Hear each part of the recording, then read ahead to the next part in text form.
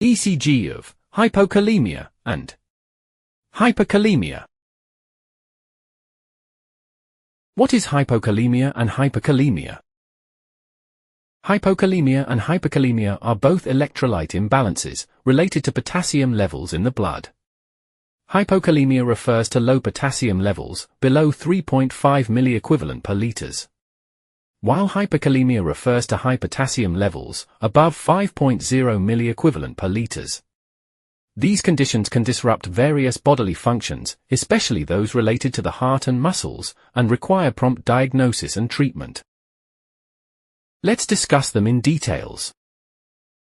Hypokalemia, low potassium.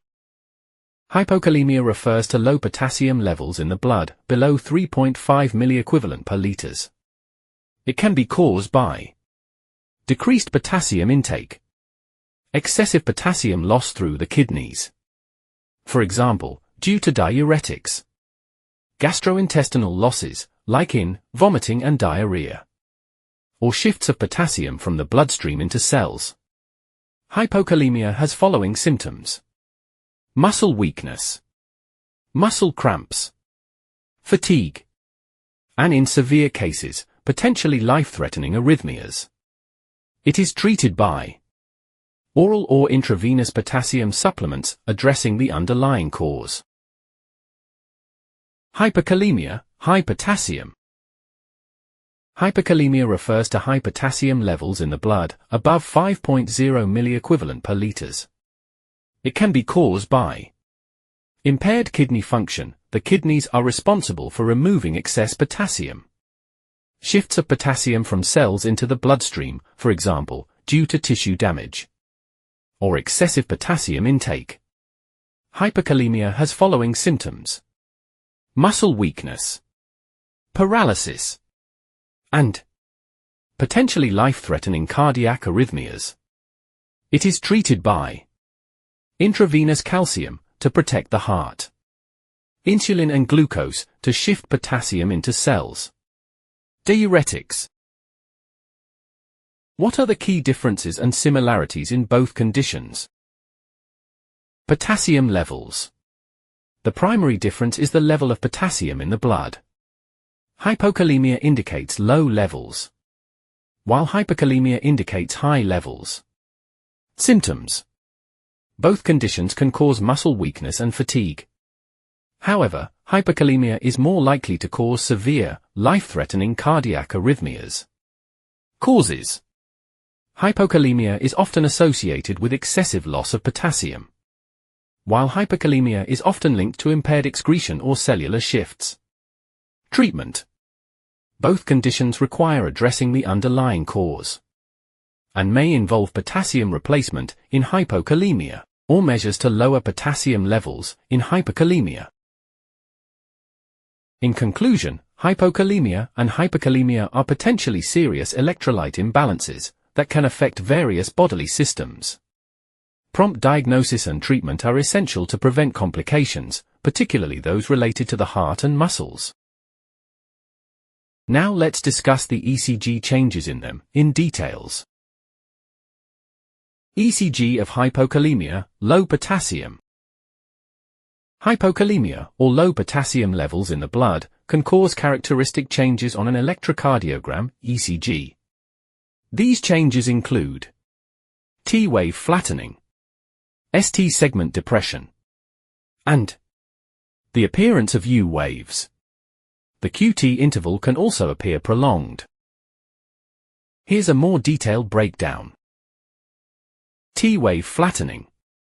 The T-wave, which represents ventricular repolarization, becomes less prominent and can even appear inverted as potassium levels decrease. ST segment depression. The ST segment, the part of the ECG between the QRS complex and the T-wave, may be depressed as it gets lower than the baseline. U-wave. A U-wave, a small wave following the T-wave, becomes more prominent and can even be mistaken for a T-wave. Prolonged QT interval, apparent. The QT interval, which represents the total time of ventricular depolarization and repolarization, can appear prolonged due to the fusion of the T and U waves. Other changes. P wave amplitude may increase and the PR interval can be prolonged. Arrhythmias. In severe hypokalemia, various arrhythmias can occur, such as premature ventricular contractions, ventricular tachycardia, and even ventricular fibrillation can occur. ECG of hyperkalemia, high potassium.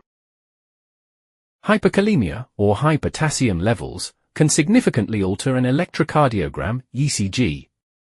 Early ECG changes include peak T waves, shortened QT intervals, and ST depression. As potassium levels increase, the PR interval lengthens, P waves may disappear, and the QRS complex widens. Severe hyperkalemia can lead to a sine wave pattern, potentially progressing to cardiac arrest. Hyperkalemia causes characteristic changes on an ECG that typically progress through 3 stages as potassium levels rise. These changes are important to recognize, as they can indicate life-threatening heart conditions. Early or mild hyperkalemia. 5.5 to 6.5 milliequivalent per liters. The most prominent finding is the appearance of tall, peak T waves, particularly in the precordial leads, V2 to V4. The QT interval may also be shortened. Moderate hyperkalemia. 6.5 to 7.5 milliequivalent per liters. As potassium levels increase, the P waves begin to flatten and widen, and may even disappear entirely. The PR interval, the time between the start of the P wave and the start of the QRS complex, may also be prolonged.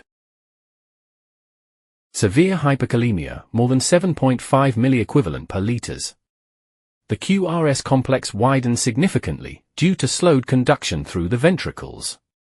Eventually, the QRS and T waves may merge, creating a sine waves pattern, which is a precursor to cardiac arrest. Arrhythmias, such as ventricular fibrillation or asystole, can also occur at this stage.